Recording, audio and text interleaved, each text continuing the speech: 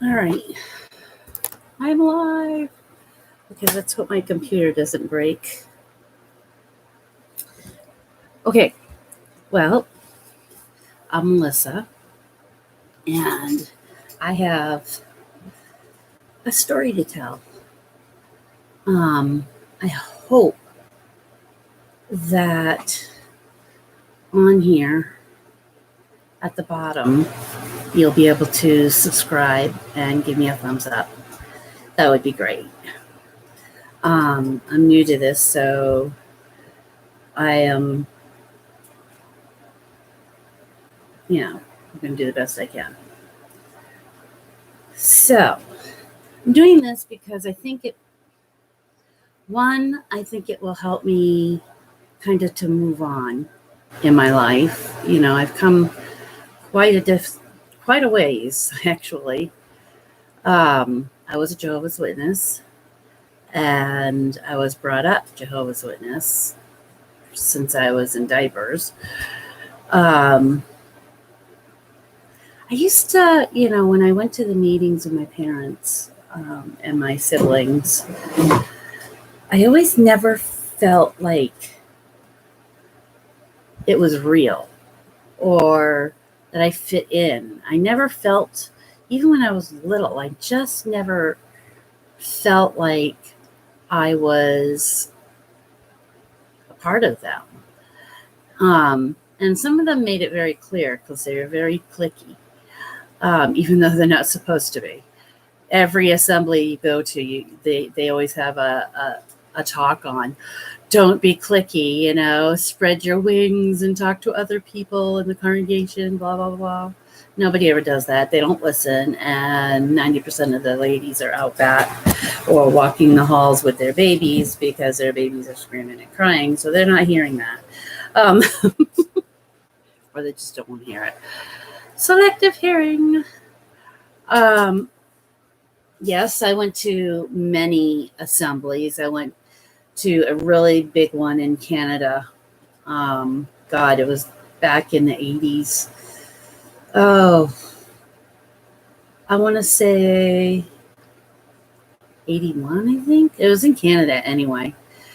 It was a big thing. Everyone from around the world came, and it was huge. I've never seen so many people in one spot. It was kind of fun, actually, in some ways. We had a place called Tent City right in where it was in Montreal, and they have a place in Montreal that's like a park. And they used it. And I guess the thing with them is they're very organized, as far as, they had stations where you go to take showers or to use the facilities. They have areas that you can wash your dishes. They have areas where if you need to pick up a lunch or something like that, you pick up bag lunches for your family. It was very organized. No one ever went hungry, which was a really kind of cool thing. I mean, I had to give it to them. That's when I met my first husband. I met him a little bit before then, but then we started dating a little bit around then. My sister was pregnant with her first baby. It was just an interesting time, but every assembly that we went to, they always talked about all these countries and the different things that they have to go through in order to go to a kingdom hall. And some of the stories just seem a little bit out there, and you just don't know if you can really, in a canoe, you travel 20 miles in a canoe in crocodile infested waters and then walked 100 miles in the desert just to go to an assembly.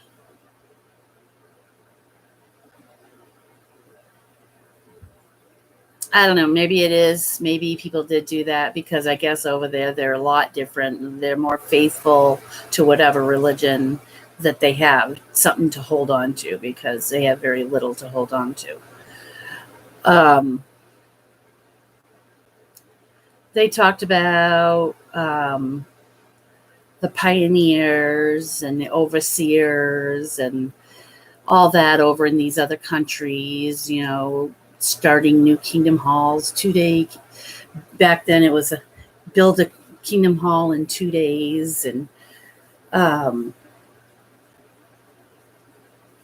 those were actually quite fun too. See, there was some positive stuff. Um, I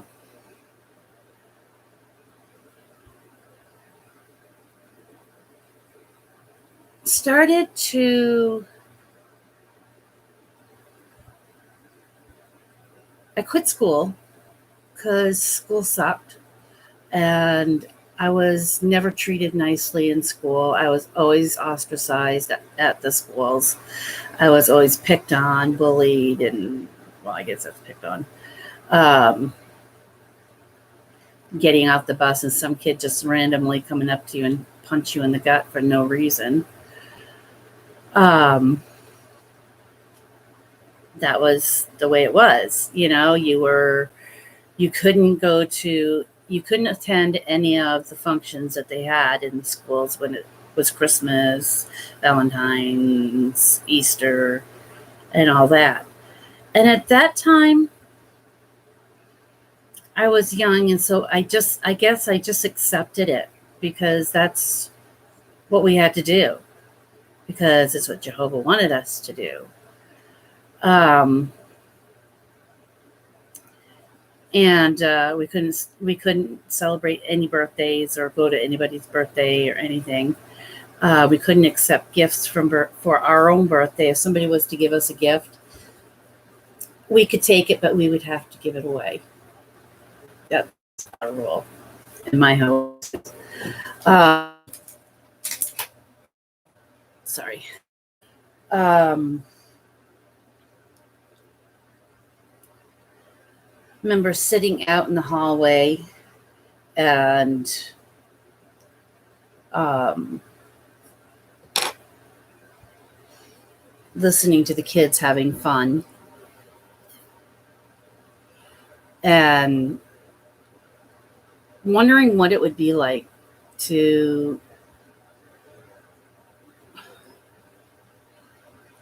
be able to celebrate, to decorate your house and have a Christmas tree, and all these kids were like, Santa's coming. And to you, it sounded totally ridiculous because this is why it's not kids for little kids. So if you have little kids in the room, close their ears or tell them to leave. But, there was no Santa. We didn't believe in Santas. Santa wasn't real. It was an imaginary person, and it was a lie, and it was lying to your kids. And they made a big, huge issue over that because kids, would be affected by that lie. And I never heard of any kids actually, once they found out it was real, that what was real and what was not, they just moved on, and it's it cracks you up because you look back and you go, I would have liked to have a big thing of presents. My parents would make up for it and say we have family parties, and so they would take advantage of this, of the after Christmas sales. Which, hey, if I could get away with doing that now, I would do that in a heartbeat. But they would take advantage of the after Christmas sales and get all kinds of stuff for us kids. And we'd pick a day in the spring and we'd all have a barbecue, or mom would make a ham dinner or something special that she liked making. And after that, we would open our presents and things like that. And it was fun. It kind of gave you a taste of what Christmas was like. So they kind of made up for it in some ways, but I don't know. It's like, what's the difference? We just don't have a tree up, you know?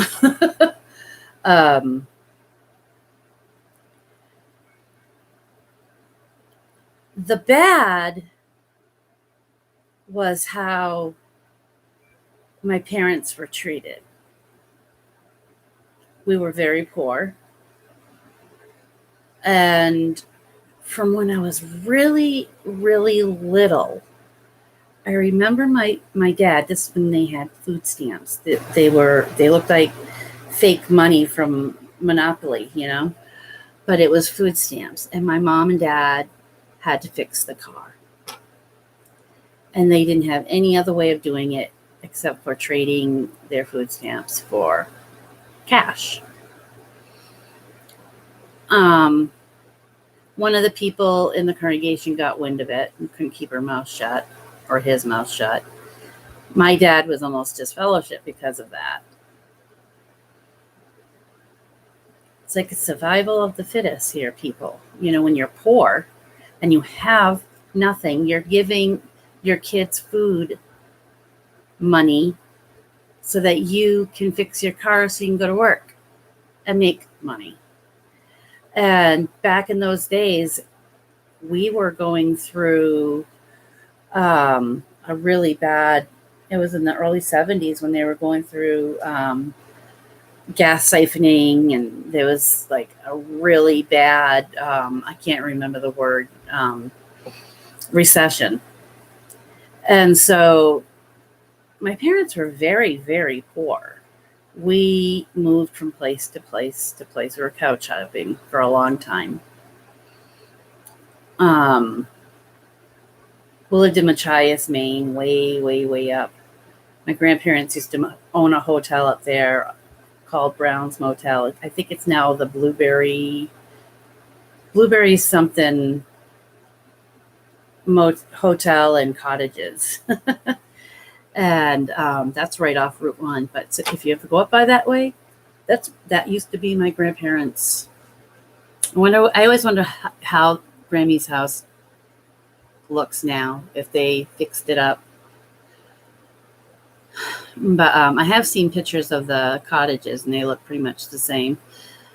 And so it's kind of cool, you know, to see that. I'm sure my grandfather, I'm sure he's happy to see that it looks really good because the people take good care of it.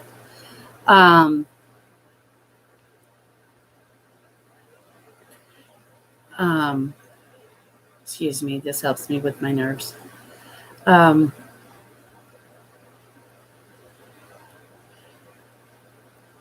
think that when things started getting bad for me was when a member of my family started to do things that were sexual to me. And back then, you don't talk about stuff like that. That's, especially being Jehovah's Witness, you don't talk about something like that because it's going to be your fault. It's going to be your fault. You're the girl, and so you must have done something to turn them on. I was 5, and it could have happened even before then. I just don't remember, which is fine to me.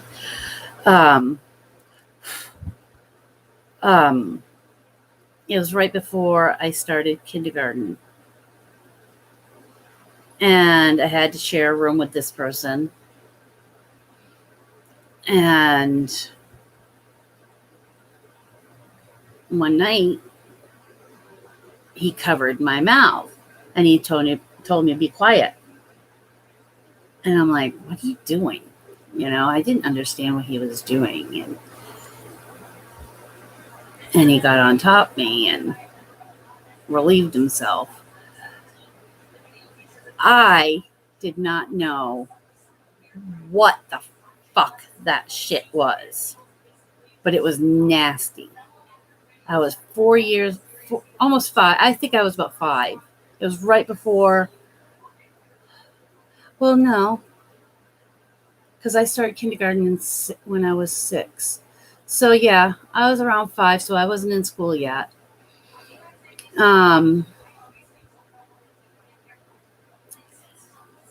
I couldn't understand. My parents were on the other side of the room, and I couldn't scream. I wasn't allowed to, and this person's older than me, and I always looked up to that person, and he was my brother, and why is my brother doing this?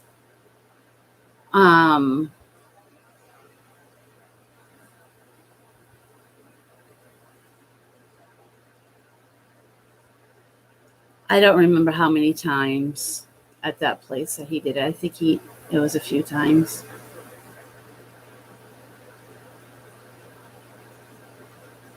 But they say, well, oh, he was in high school. He knew better. He was in junior high, probably, I think, at that time. So he knew better. So no matter what, he was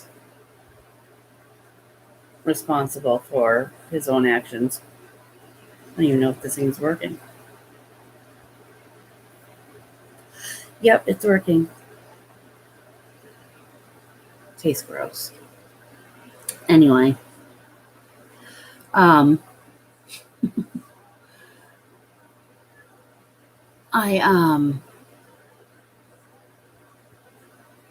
wanted to tell my mother, but then she was going through menopause at that time.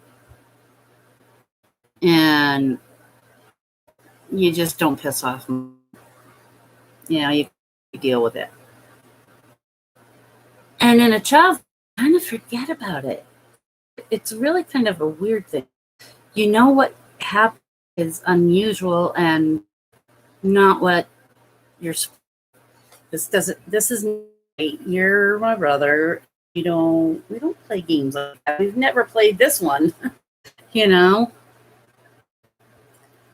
Come out of nowhere.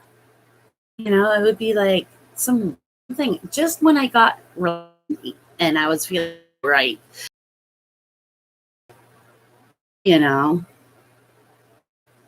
would do that. And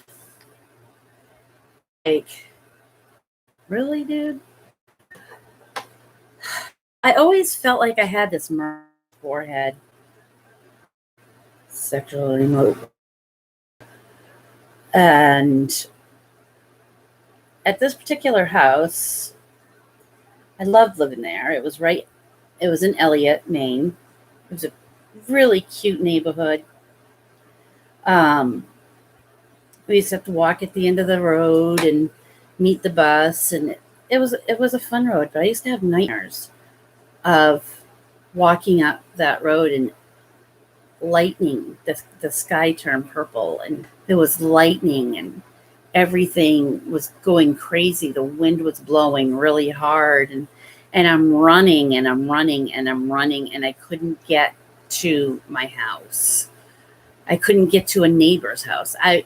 And just when, it got at its worst, I woke up. And I'd wake up and I'd be a mess. And, I'd cry myself to sleep, and it was, sometimes my mother would hear me crying and I would just say I had a bad dream. Then I started to see colors. I'd be laying in bed and it'd be pitch dark in our room.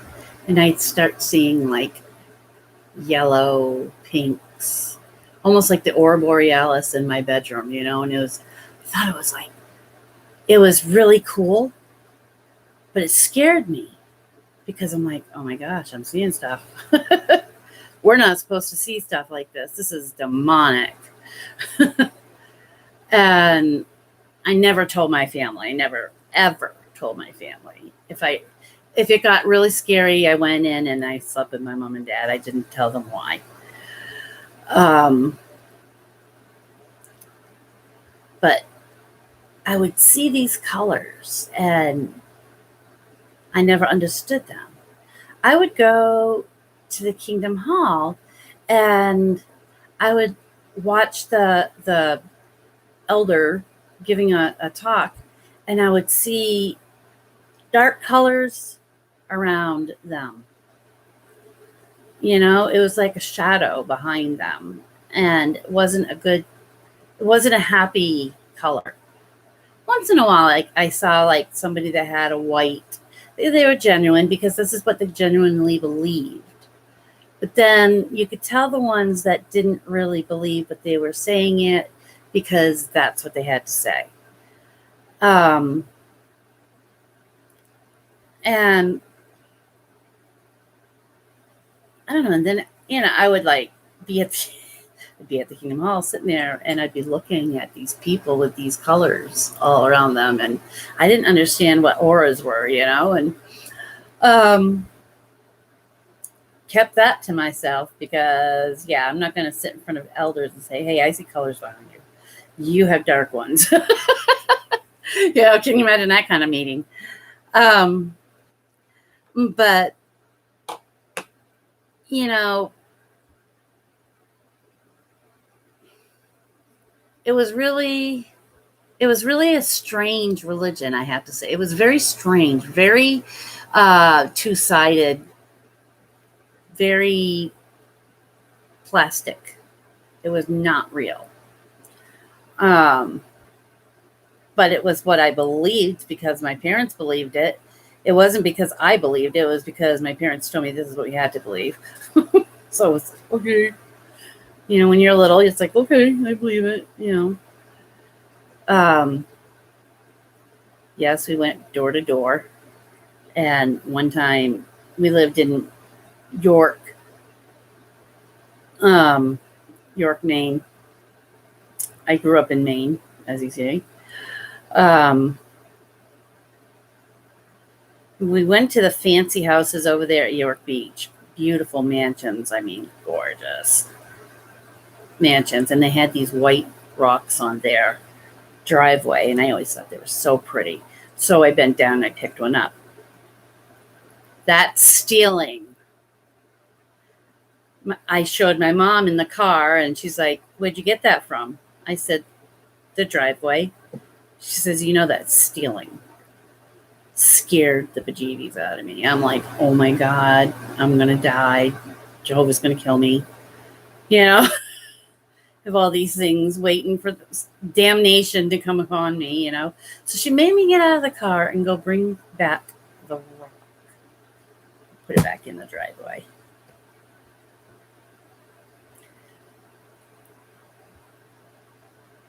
I guess it's a lesson you don't steal. I know. Well, I won't say that I never stole after that because I did once in school. And I got in such holy hell on that one. So I never stole again after that. It's like, screw this. This isn't fun. But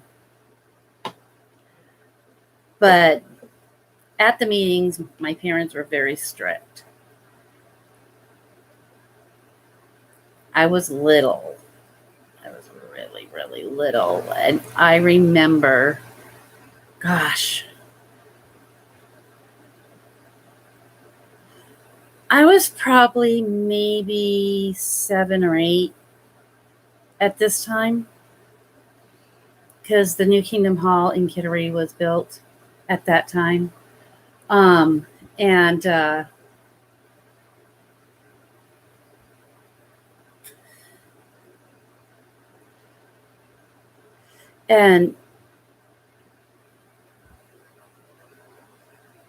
I remember sitting there and we had to like be quiet. 2 hours. Sunday morning. 2 hours. Thursday night. And you still had to get up and go to school the next day. We didn't get home till almost 10 o'clock sometimes. And then we had to go to bed and meet the bus the next day.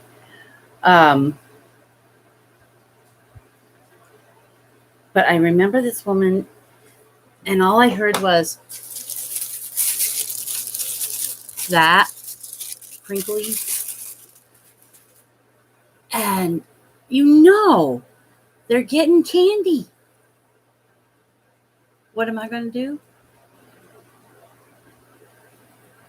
I'm looking for the candy because I'm hoping if I stare long enough, she's going to give me some.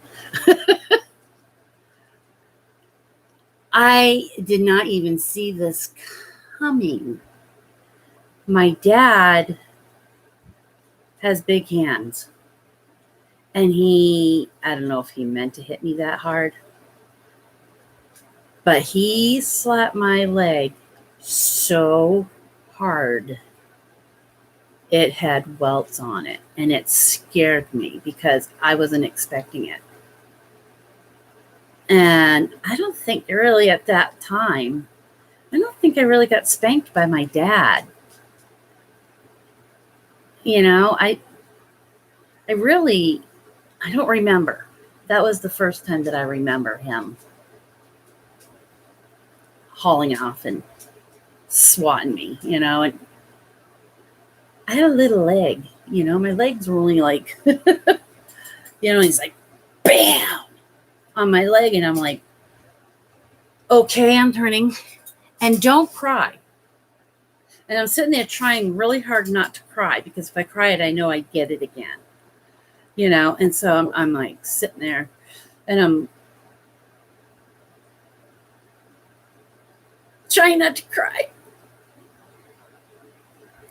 It doesn't work. When you're a kid, it doesn't work. It just comes out. And so I started crying. And then my mother, on the other side, told me to, shh, quiet. And I'm like, mother's over here telling me to be quiet. My dad over there has got big hands, and he's going to do it again if I don't shut up. And I'm like shocked, because the heck, I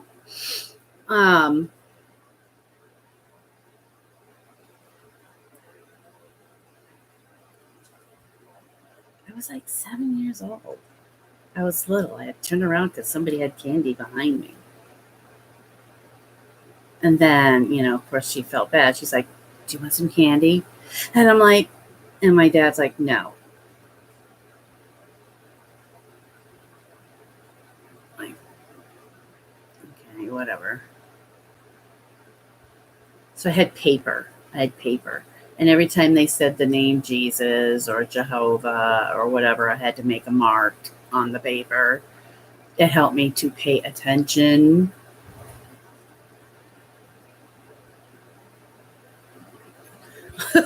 Fall asleep. But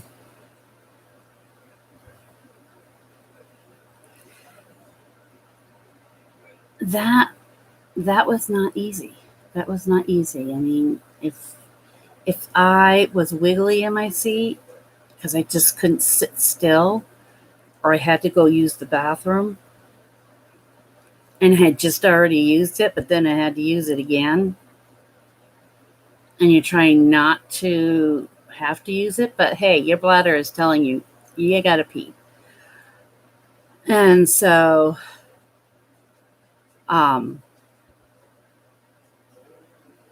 sometimes my mother would take me out back and let me walk around a little bit. And hang on. Yeah. Where's the key? It's like the key, your key. So I think it's in the car. I think it's in the car, honey.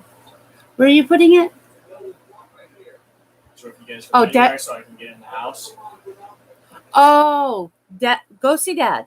Dad said he knows where it is.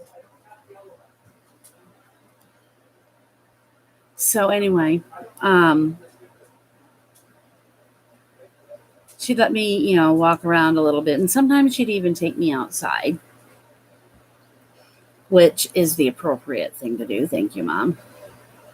But then there are other times that she didn't use her hands. She brought with her a wooden spoon.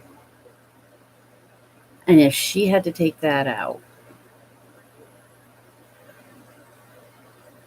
Yeah. Mind you, we had dresses on and little tights. And if we were naughty, my mom would take that out. And her belief was, you're the one that's being punished. My hand is not going to hurt.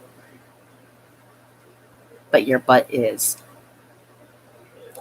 And she wasn't a great aimer either. She didn't always get your butt. She got the back of your leg or whatnot.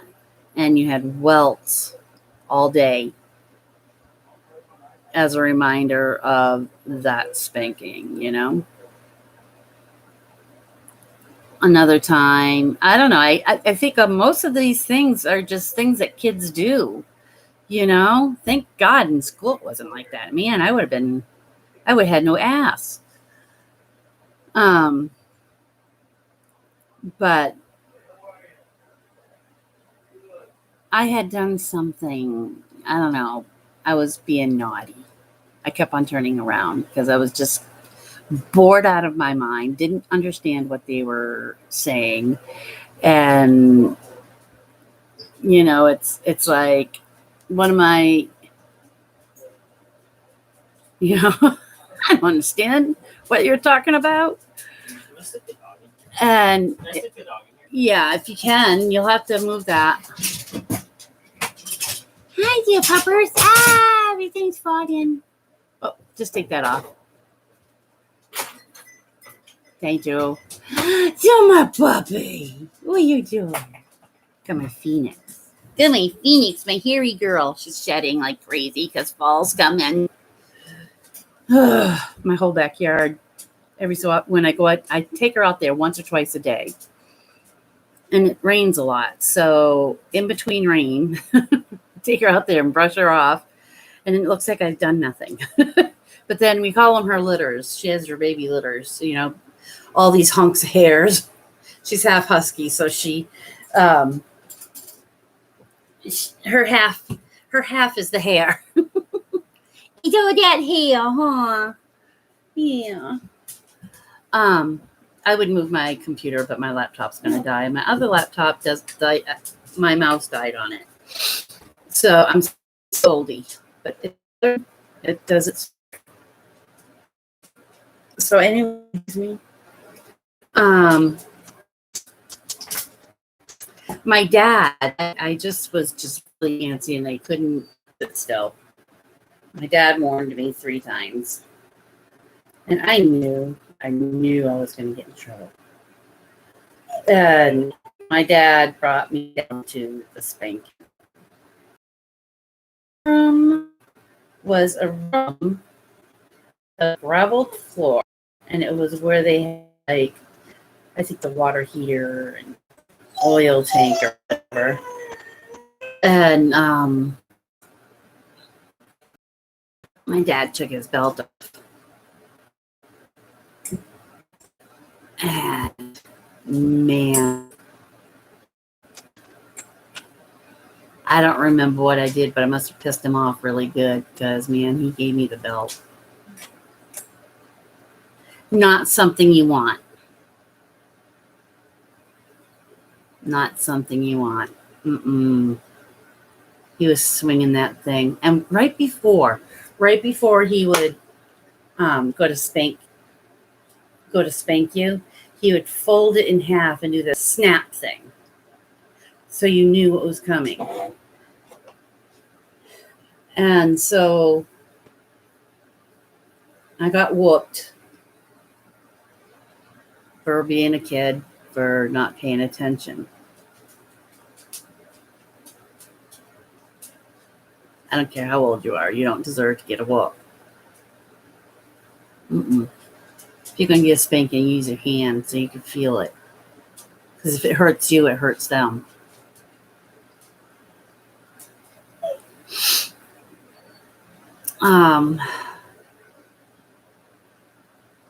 You don't use a weapon. That's right, Fifi. But anyway, another time I remember, I was talking. I was older. I was like probably maybe 10. And I was talking with my friend. We both were sitting next to each other and giggling. My dad said, if I have to tell you one more time, we're going downstairs. And my friend, she said something and it made me giggle, and I didn't mean to. So, guess where I went? Downstairs. This time he took me to a back room, bent over his knee, took his belt off,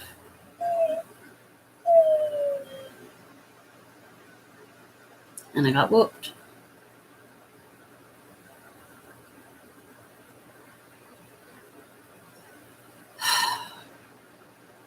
That's how they did things back then. I can't change that. Can't be mad at my dad because that's what he was raised with. He was severely abused. So I guess what I got was like nothing compared to what he got. I don't know. I love my dad. I love my dad very much. He passed away in 2005.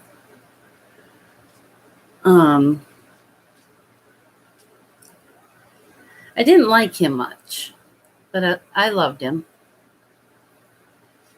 And he was an angry man, but he had every right to be, I guess. He just was miserable. He'd make you miserable. You couldn't laugh at home. If my sister and I were laughing, we'd get in trouble for laughing. We're having fun in our bedroom with the door shut and we're laughing. And Dad would come in and bam, shut up. It's like life at home was totally different. Dysfunction on crack, man. It was just, Mom made sure the house was clean. Dad went to work. Us kids, well, I babysat as I got older, so I wasn't home. Or I was horseback riding. But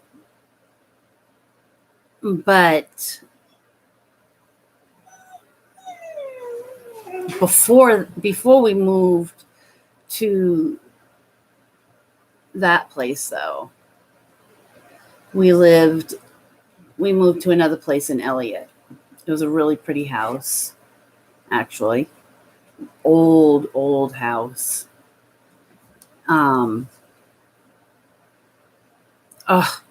It was such a cool house, actually.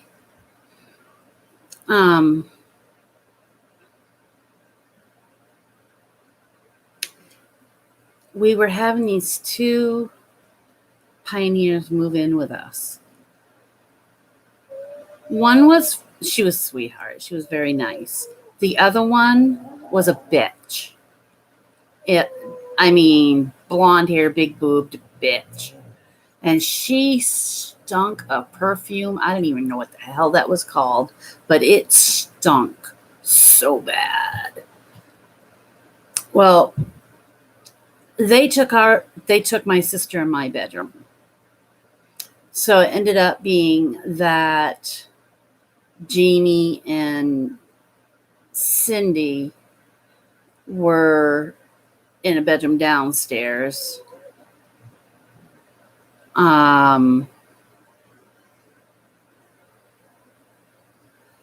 I think the other girl had the bedroom downstairs, and Jan had the bedroom upstairs. And I don't remember how it went. I don't know if Jamie and Cindy went. I don't know. The whole place had like 4 bedrooms in there, 4 or 5 bedrooms. There was this one. It was called the Purple Room. My brother had that room, and my mother, for some unknown stupid reason, moved me in with my brother. At this point, it had been a long time. Nothing had happened. But I knew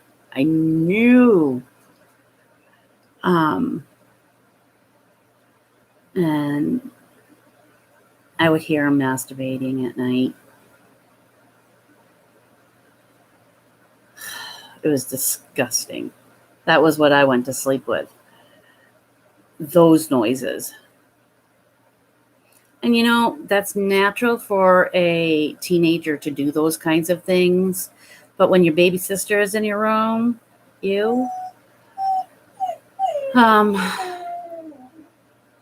so he came over to my bed.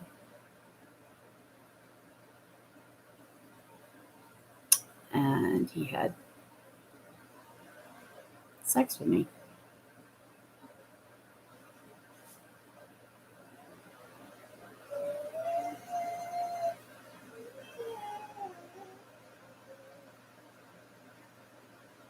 He did.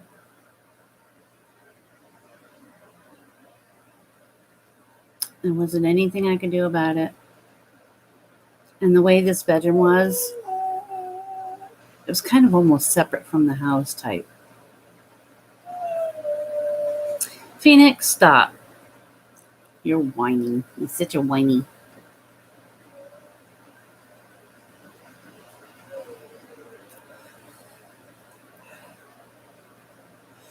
I used to have these reoccurring dreams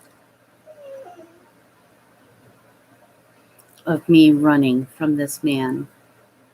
I had no clothes on. My sisters were with me, and they were running. They didn't have clothes on.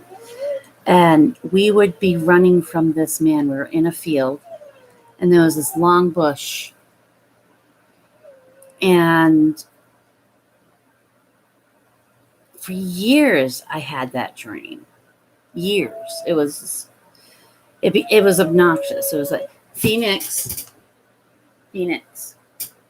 stop, please. Stop. No, don't stomp your foot. I saw that. Yeah, I saw that. It's like talking to a 3-year-old. Don't stomp that foot.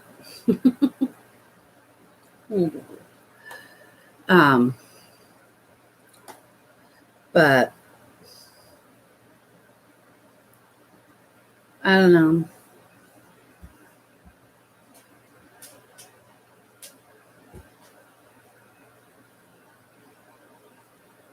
I never trusted him ever, ever, ever after that. One time I was going up the stairs, the very last time I was going up the stairs, and I was older. I was probably 12 at this time. And so I was going up the stairs, and I saw him crouch down in the corner, and he had no clothes on. I'm like, no more, Dave. I didn't say that name.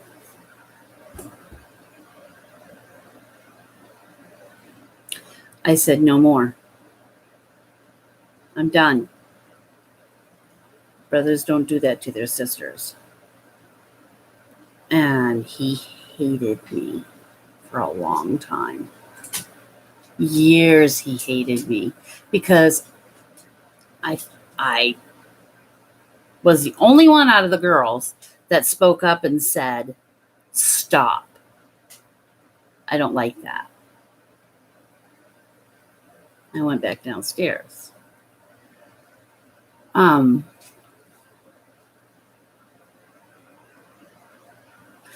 that it makes my sisters weaker, because it doesn't. Everybody deals with their abuse their own way.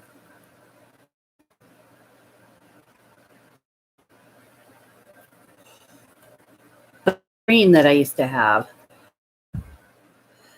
I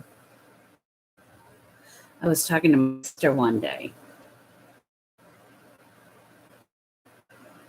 and I was telling her, I have this stupid dream all the time, and it's really, I guess that night I had a dream that night before, and she's like, what? dream was that? And I told her about it. And she was quiet. And she's like, that wasn't a dream. And I'm like, what? And then I remembered, oh my God, it all came back. My uncle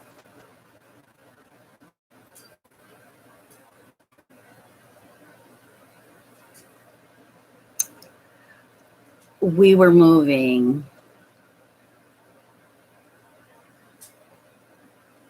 from this one house in Elliott, the one that I really, the first one in Elliott. I moved so many times, I've lost track, so bear with me.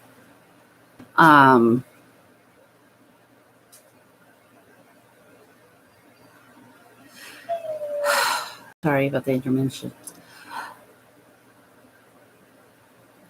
I remember sitting in the corner of the room, and I was little and I had to be quiet. And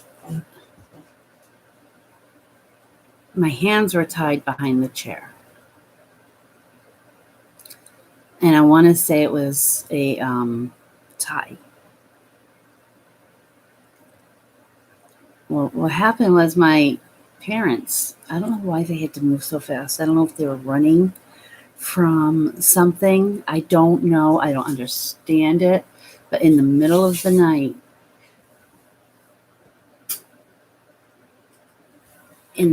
night, my parents loaded us up in my uncle's car. And we had to go all the way up to Machias. Mind you, it's an 8-hour trip. And this car was huge. Back then, the cars were boats. This is in the 70s. We had to move up and be with my grandparents for a little while. No, we went to my aunt's, I think, first. And then after that, we went up to Machias. That was just on the way. Somewhere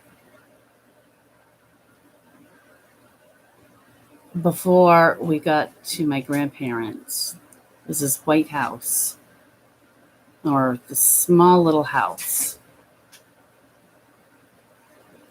And there was little tiny flowers on the walls. Because I remember just like focusing on, like, kind of like that. Deja vu. Burning those next. I thought, you know what? That's funny because they do. Those little tiny flowers. Little tiny ones. Just like that. That type of wallpaper. Isn't that weird that I have this curtain? Burning it. It's going. That's it. But I just remember looking at the flowers and the white curtain that was blowing from because the window was open. And there was this old cast iron bed. It was white. And my uncle was on top of my oldest sister. And I had to sit and watch. I don't know if Cindy was in another chair. I don't remember.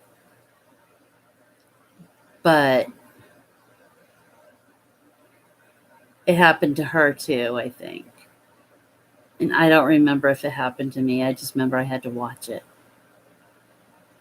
And I had to shut my mouth.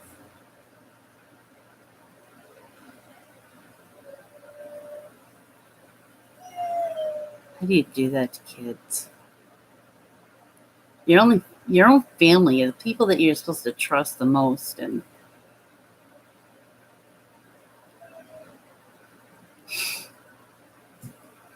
I went and told my mom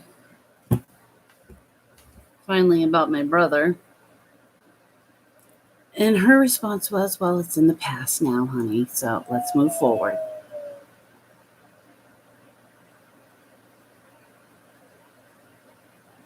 That's it. I just told you this huge secret that I've been holding inside me since I was 5, 6 years old, if not younger.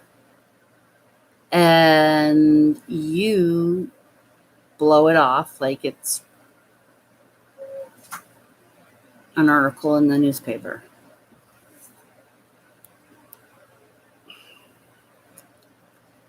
I don't know. What did I deserve? What did I do to deserve parents like that? And then you have these people that live up the road from you, these kids, and they have everything, it's like Brady Bunch home, and everything is perfect. Mom and the nanny and blah, blah, blah, and it's like,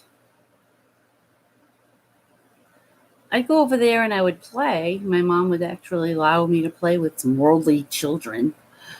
But it was fun to go up there because they had all kinds of fun stuff to play with and we had shit. We had everybody's broken toys.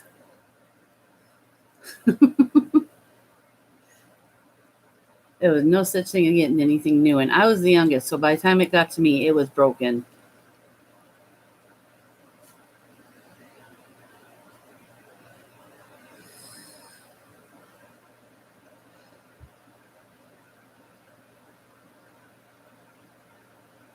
So anyway,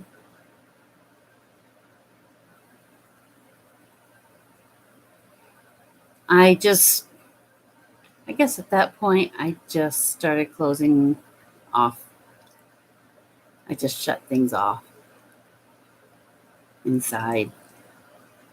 I was a loner growing up by myself. I used to wander through the woods. Used to love wandering through the woods. And maybe it wasn't as far as it seems, but, I looked on a map one time to see the woods that I used to walk through when I was, 7, 8, maybe 9, maybe a little older. Who knows? I lost track of how old I was. But those were pretty big woods. And I used to walk across and go to the other road that was in the back way to get to our house and walk that whole road to the library and walk back up to our house. And anybody could have snatched me, I was this little blonde-headed girl, if the wind blew, I would have blown away with it. But I used to take these walks down by the ocean, where we lived right on the Pasquataquah. I can't say that stinking river if my life depended on it. But we lived right off of that. And on the other side was Portsmouth. And we used to watch the big, huge ships coming in, delivering salt or whatever they were delivering, oil. It was so much fun to watch those, And so I used to go down there and collect old bottles and keys from old ships that had sunk in the harbor and in the harbor. And man, if I would have known, I'd like to take my metal detector down there. Although I'm sure by now people have already done that. But yeah, we'd find old money, all kinds, especially after storms. I used to walk right on the rocks. Didn't even think of a thing. If I would have fallen in that water, I'd be dead because it was such a strong current. But I used to go down to these different places. I'd be by myself. I was always by myself. My mother never seemed to be bothered that she didn't see me in the yard. There was never, where have you been? Nothing. As long as you didn't, if you weren't heard, then you're fine. If you didn't show up for dinner, you got a little worried. But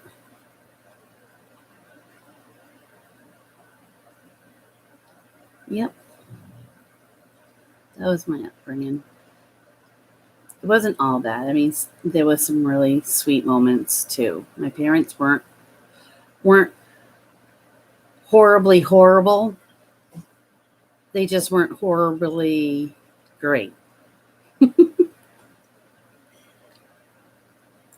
They dealt with what they had in mentally, I guess, from their upbringings, because they weren't upbrought. They weren't brought up. They weren't upbrought. They weren't brought up with easy lives either. So it is what it is. You get what you dished. So you just accept it because that's part of your life. But I got severely bullied on the bus to the point where I'd cry every time because I knew if I went on that bus, I was going to be bullied. And my sisters did not help. I don't care what they say. I was there. I never heard them say, stop it. Cindy says, oh, well, I did. No. Bullshit. And Jamie was just way up in the back, so she didn't crap what was going on. But I started walking to school. I don't know how long it was, but for a little kid, it feels like forever. It's like going uphill twice, on the way and on the way back home. But no, I did. I started walking to school, and if I heard the bus coming, I'd hide behind a bush because I didn't want them to see me. And it was so peaceful to walk to school versus going on that bus and being called all kinds of horrible names. And so I used to walk to school, and at this point I was very angry. I started getting very, very angry. And one of the kids, whether it was right or whether it was true or not, I would have thought that the teacher would have been kicked out. But one of the kids said that the certain teacher was looking up kids' skirts. Sorry, it's half of my face. I can't move my thing because it's going to break. Oh, I got it. So anyway, I hope this story's not like so. It's going on an hour. Probably should do a part 2. But I started getting, I'll just tell you this part. I started getting angry. And this one teacher, somebody had said that he was a girl skirt. Not my skirt.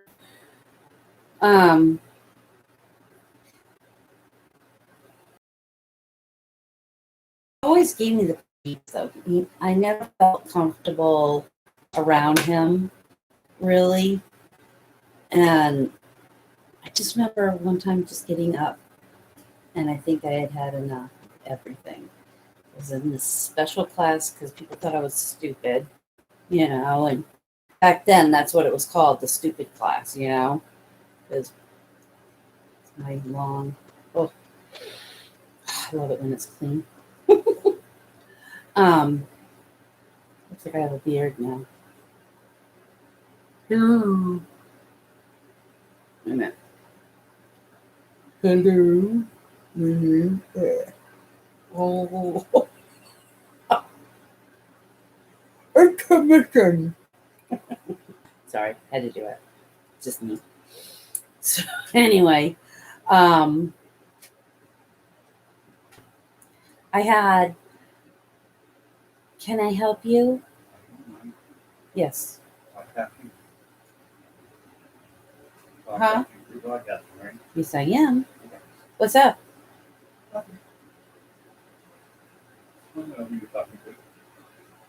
I'm talking to myself, me, myself, and I. Did you get anything good? I did. I got a chocolate cream pie. And then a lemon cream pie. Woohoo! And I got chicken Alfredo broccoli for you. Uh-huh. There's a couple different ones, little meals to go on. Uh-huh. I got a little round things that like stuff in them. Uh-huh. He likes the tortellini. Oh. 6 cheese tortellini. Mm-hmm. So it came to like 89 and 98, something like that. But I'm still gonna go get your other stuff too. Okay. I just gotta change. Okay? All right, you bringing Dylan? Yes. Okay. All right.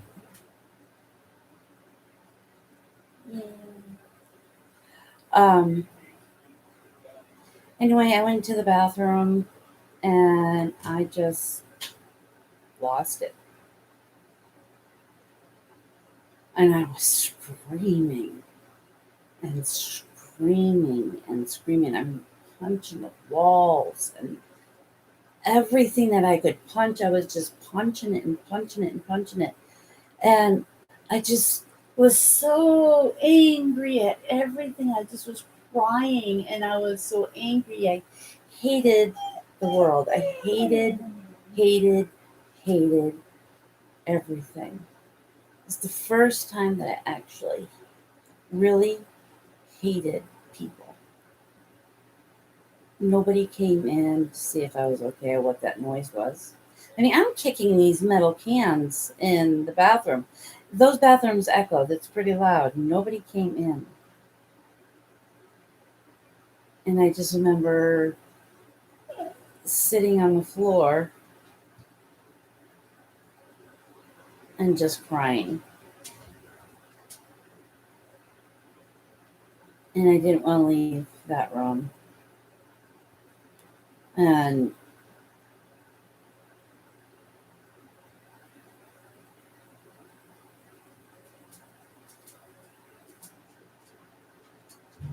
it was nothing I could tell my parents.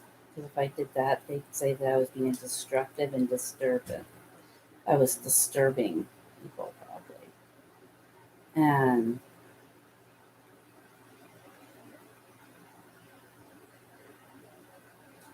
I had no one that would understand how I was feeling and why I had these feelings. And why was I such a misfit? I wasn't an ugly kid. I was actually really cute, blonde haired, little pixie, Purple now. Doesn't look it, but it really is. It's purple. I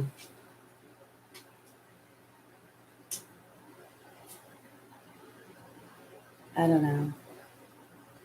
It's just a lot. It's a lot. And being Jehovah's Witness on top of it all made it even more lonely. And so, it's please don't break. Please don't break. Ta-da! I don't know if anybody hears me, but hello.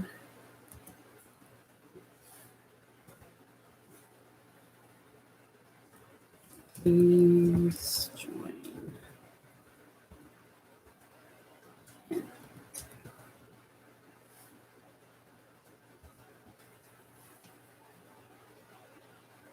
But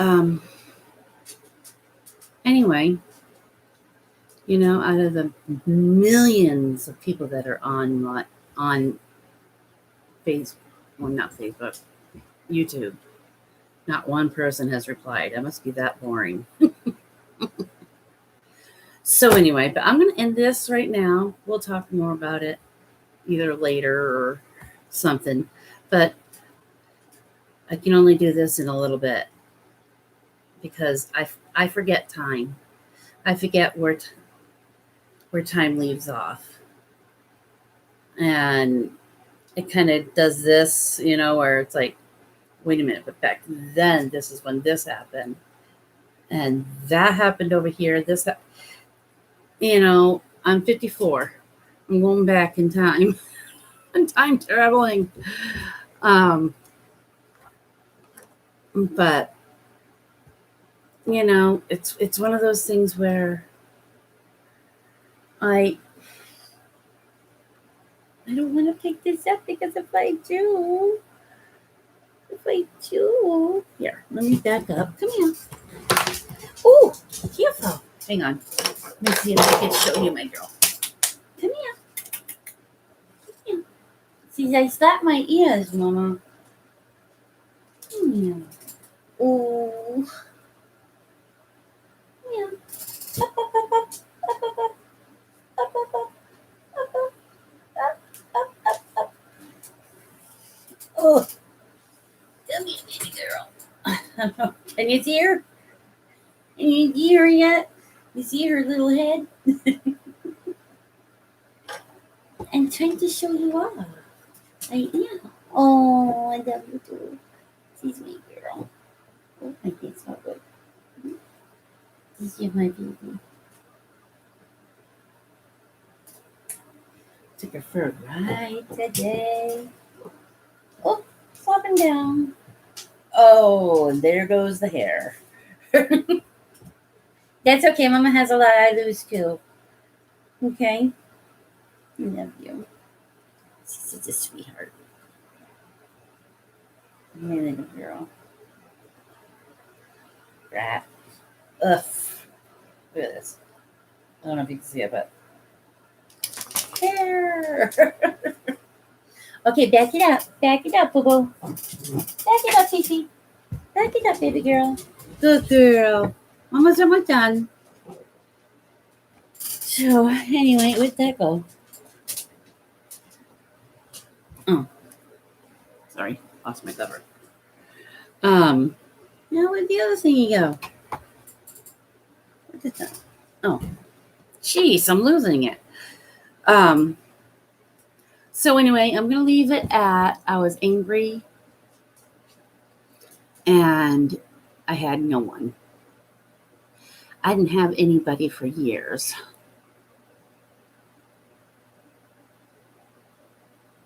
I mean, real people for years. And I'll talk more about that another time. Maybe I'll show you some of my paintings. Anyway, it's not all going to be drabby conversation either. I just want to let you know that. Okay, this is just my way of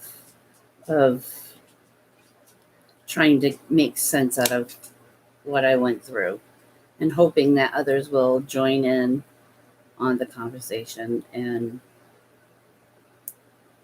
have some support system so that they understand that they're not alone and so that somehow they can heal too. We can all heal together. Because Jehovah's Witnesses, it's a cult. It's a religion that really takes gullible people that don't have much to look forward to. And what is really funny is not all of them are like that. You have professors and different people that are supposed to be smart, and they become Jehovah's Witnesses. And I think the reason why they become Jehovah's Witnesses is because they know how to play the game. So it's a power trip. They have a place in they have a place in New York, upstate New York. That's a farm. And they have a place in New York City. That's where they make all the books and stuff. They have places like that all around the world that people basically work there for free. because they get all their essentials right there. They don't need to leave or go anywhere. They get all their essentials right there. All they have to worry about working, putting their time in, going out and stuff. Feel bad for the neighbors up there because it must be in the ass.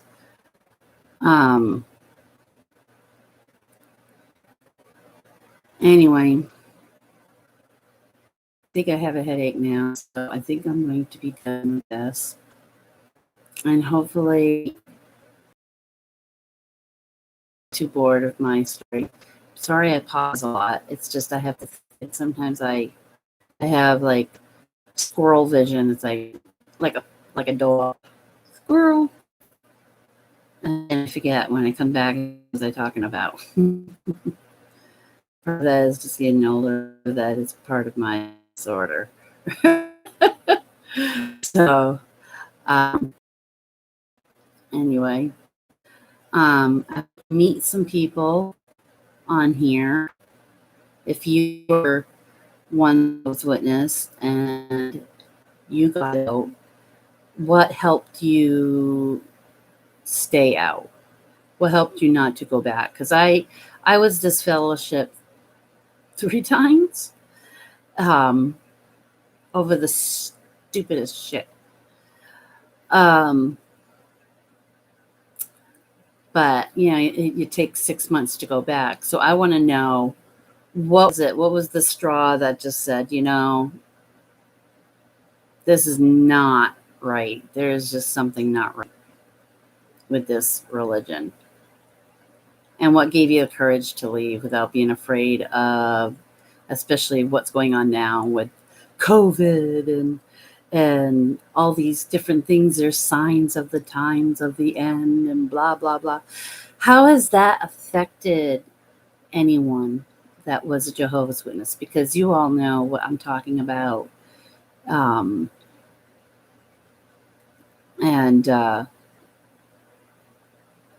I won't lie. Sometimes it scares me.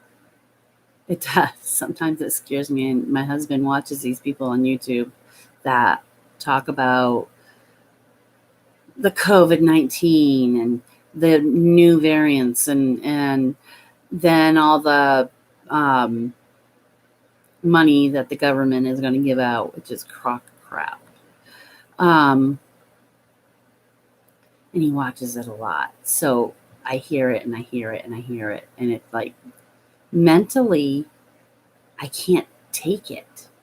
I can't take listening to that all the time. And if he had a chance, he'd watch it all day. And it's not healthy to watch that stuff all the time because it's really repetitious. Saying the same thing, just maybe in a different way. Kind of like Jehovah's Witness.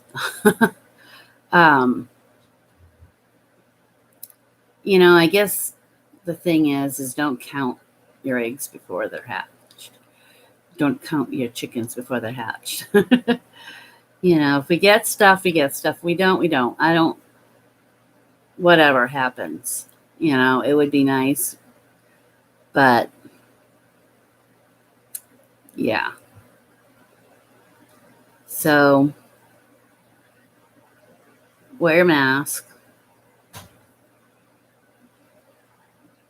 And wash your hands a lot. Bring that hand sanitizer with you. And keep yourself safe. I myself, I have not had the shot. And I don't know if that's going to bring up a whole world of people going, "You're crazy." Yeah. All these Karens coming out. Oh my God, you're going to give me COVID. No, I wear a mask when I go out. And I make sure my hands are clean. I don't pick my nose. And I don't take my mask off if suddenly something tickles my nose and I have to sneeze. Heaven forbid, don't sneeze or cough in public at all, whether you have a mask on or not, because everybody looks at you like, ooh, COVID. And so, yeah. All right, honey, I love you. He's such a good. Oh, hey, hon. Mott's applesauce with cinnamon in. He's so good. He does groceries for me. I'm an introvert. I stay in. I don't go out unless it's my yard or I take my dog for a walk. So it's kind of like my world. I don't like going out there. Too many people, too many opinions, too much. And so, but what was it that helped you stay out? I will tell you what helped me stay out. Christmas. I had never celebrated Christmas. This is funny. I'll tell this story and then I'll try to be done. I know I have a lot to say. There's so much to say. So anyway, my first Christmas, I had 3 kids at the time. My youngest one was 4. He wasn't in school yet. And then there was one that was in kindergarten and one that was in 4th grade. And so I'm like, how am I going to do this? I have never celebrated Christmas before, and I don't even have any decorations or anything. I don't even have a tree. So I went to this shop downtown. It was a kind of like a Salvation Army type place. And they were giving away all kinds of Christmas stuff. Wow. I just grabbed as much stuff as I could, the pretty things that I liked, that I wanted on my tree. And I have to say, I think that was the fun part of Christmas for me, was like discovering it, learning how to celebrate it. What does this mean? What does that mean? And, and then they have the songs and I'm like, and you know what? I wouldn't sing them out loud for a while. I would not sing them out loud. I don't want nobody to hear me. I went from having this huge, beautiful tree. Then my tree got shorter because I didn't want anybody seeing it in the window, but then you still see it. So then I got one that was like maybe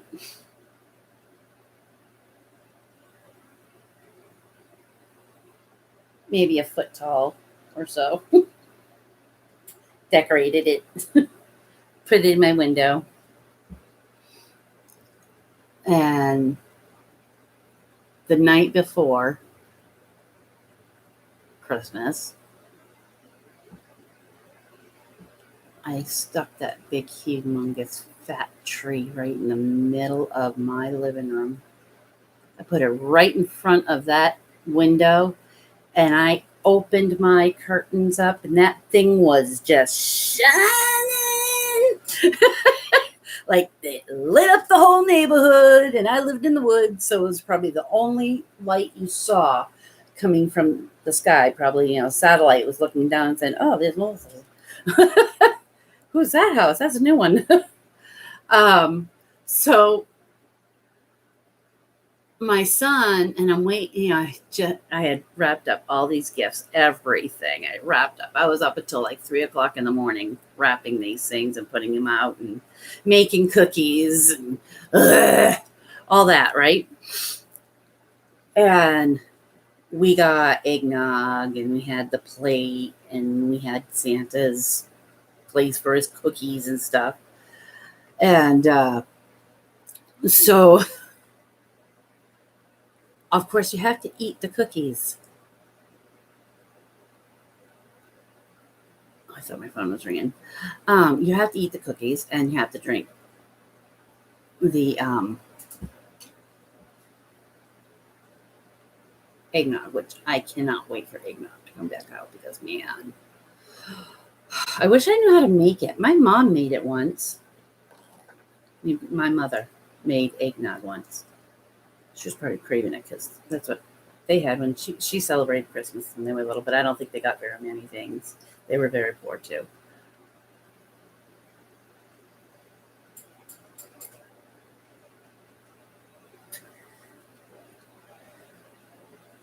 That one almost made me cough. It did. Um, so anyway, um, oh, what was I just talking about? Oh yeah, Christmas. So my son, it was like magical moment. My son comes running up the stairs, and all of a sudden you, oh my God, he came, and he's crying. I hear him all the way down the hallway. What's the matter? Santa came. Like, why did you video this? This would have been like at that time if they had YouTube or any other things that they had on the phones, TikTok and all that. Oh, that would have been perfect. But yeah, so he was really thrilled to have Christmas, and everybody sat and they opened their gifts, and so making bacon and eggs and get him dinner that day, and it was just a nice day. And from there on, Christmas was on, even if I didn't know what I was doing. It took me years. Matter of fact, got divorced from my wonderful ass of a first husband that was a Jehovah's Witness.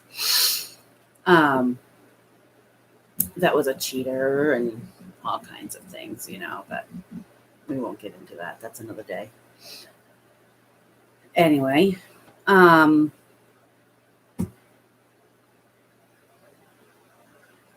totally forgot what I was going to say, so I guess the timeline. Anyway, years later, I met Santa Claus. And let me just say, it's been 14 years, and we've been married for 14 years. And I wouldn't trade that man for $1 quadrillion,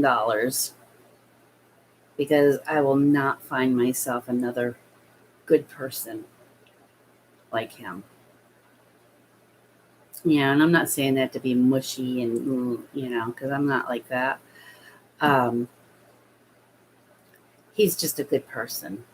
And when you find that right one and you fit like a glove, and you just, no matter what you're going through, no matter how depressed you get, no matter how hard life is, and even though he doesn't understand Jehovah's Witnesses and what I dealt with, he tries really hard to understand. And that means the world to me, because it would be like somebody that was a Jewish person that decided not to be a Jew. And, their whole life was all these different things that they did. And coming out of that, in some ways, it's got to be scary too. Religion is such a powerful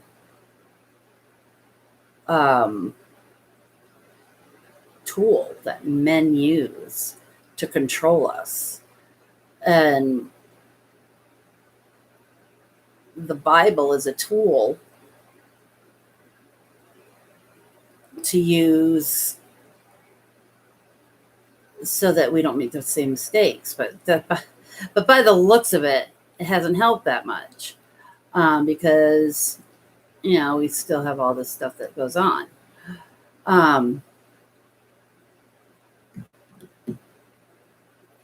But I believe in a higher power. I believe that there is a God. I believe that this was not a mistake, that we weren't here by chance. That started with a big bang. Maybe God used a stick of dynamite and just started to like the whole thing and just started it. Because it's probably a whole universe where he blew up. It's like going through a tunnel. You're chiseling through a tunnel, trying to find that gold, You still have back here that was already done. So you put dynamite in the walls and you blow it up. You open up another space. Well, maybe that's what he did. Maybe he just opened up another space.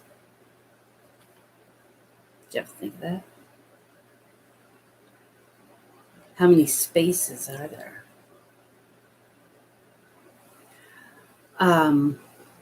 So, no, I do not believe that we were an accident and that by chance we became humans and decided to come out from the water and walk and turned into monkeys. And then from monkeys we turned into eight people. And then all of a sudden somebody said, I want to be human. Didn't work that way. And those skeletons that they found were probably really people, just a different type. And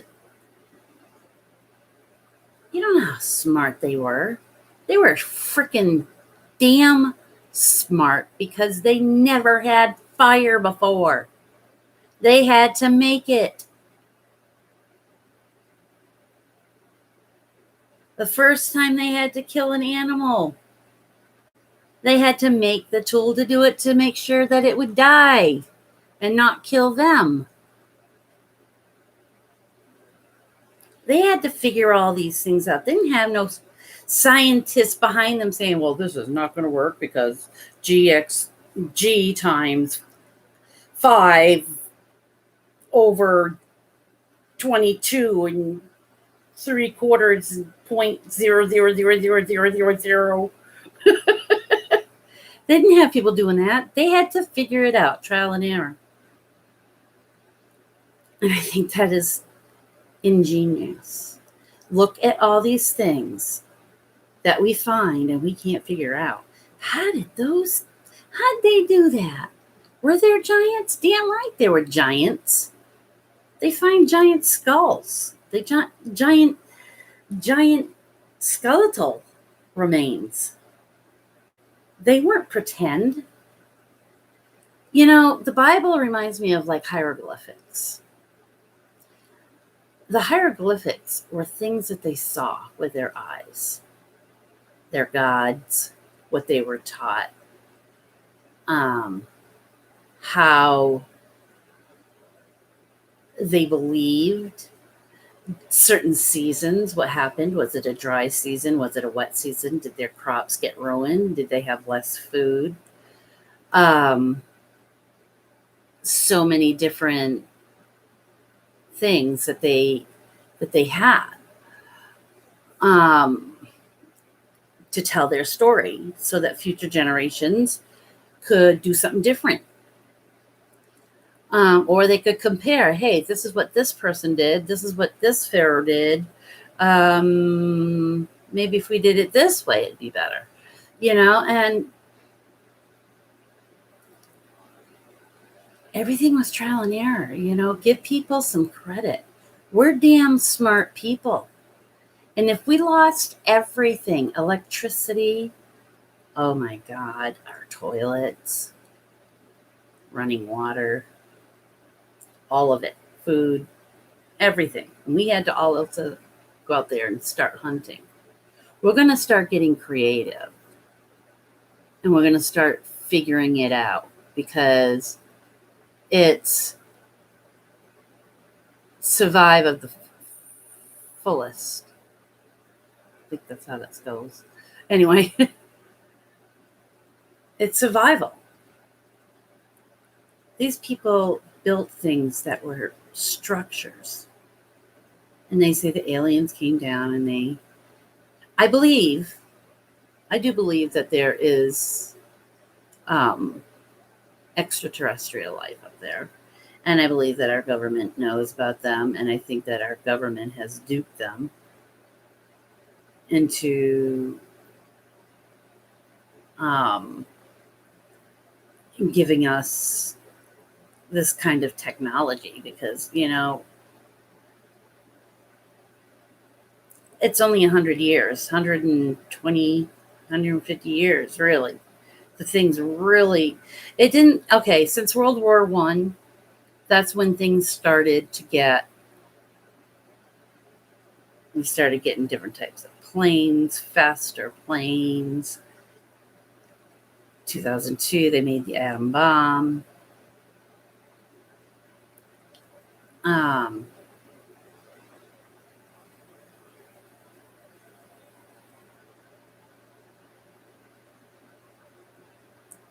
There's a lot of things that are unexplained that all of a sudden we figured it out. Why didn't they figure these things out in the 1600s?